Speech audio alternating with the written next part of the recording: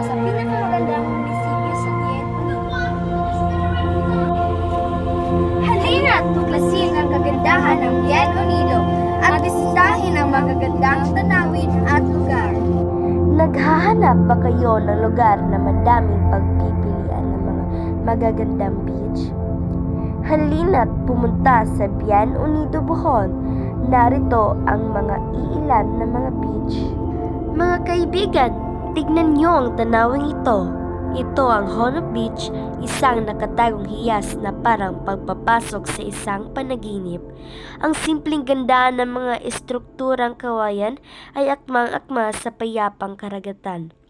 Isipin niyo ang inyong sarili na naglalakad sa kahabaan ng tulay na kahoy na ito.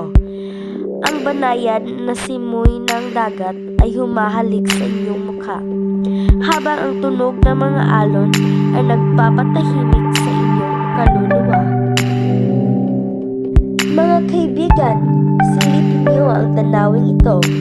Ito ang Tikangkang Beach, isang lugar kung saan ang simpleng saya ay abot kamay. Ang kawayang bakod na may makukulay na bandila ay tila kumakaway para kayo'y pumasok. Pansinin ang karatula na may entrance fee, 10 pesos. Ipinapakita nito na ang ganda ng dagat ay para sa lahat. Sa loob may mga kubong naghihintay, handang mabigay ng lilim na lugar para sa kwentuhan. Sa dulo, ang kumikinang na tubig ay nag-aanyaya sa kasiyahan at pahinga. Mga kaibigan, tignan natin ang PMA Beach. Dito makikita natin ang simpleng buhay dagat na kayang magpasaya sa ating puso. Pansinin ang malawak na paradahan, punong-puno ng mga motorsiklo at sasakyan. Patunay na maraming gustong mag-relax dito. Sa likod, may mga kubo na naghihintay kung saan pwede tayong magpahinga at magkwentuhan kasama ang pamilya at mga kaibigan. Isipin niyo ang sarap ng simoy ng hangin habang kayo'y nakaupo at nagmamasid sa dagat.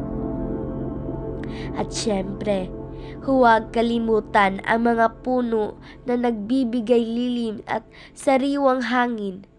Ang PMA Beach ay isang lugar kung saan pwede tayong mag-unwind, mag-enjoy sa simpleng buhay at lumikha ng mga alaala na hindi natin malilimutan.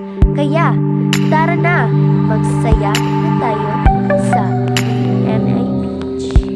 At sa huli mga kaibigan, narito tayo ngayon upang masdan ang isang tanawin na nagpapakita ng kagandahan at katatagan, ang Lawis Beach.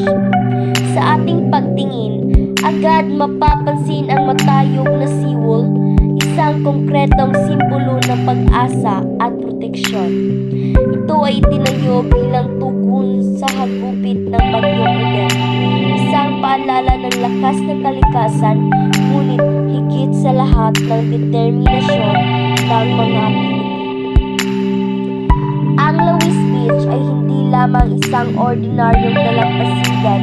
Ito ay isang lugar kung saan ang kalikasan at ang gawa ng tao ay nagsasama upang lumikha ng isang natatanging karanasan. Tignan niyo ang mga punong kahoy na matatag na nakatayo sa tubig, nagbibigay lilim at nagpapapaganda sa tanawin. Ang mga estrukturang naririto ay nag-aalok ng pahingahan kung saan maaaring nating damhin ang sariwang hangin at pakinggan ang awit ng dagat.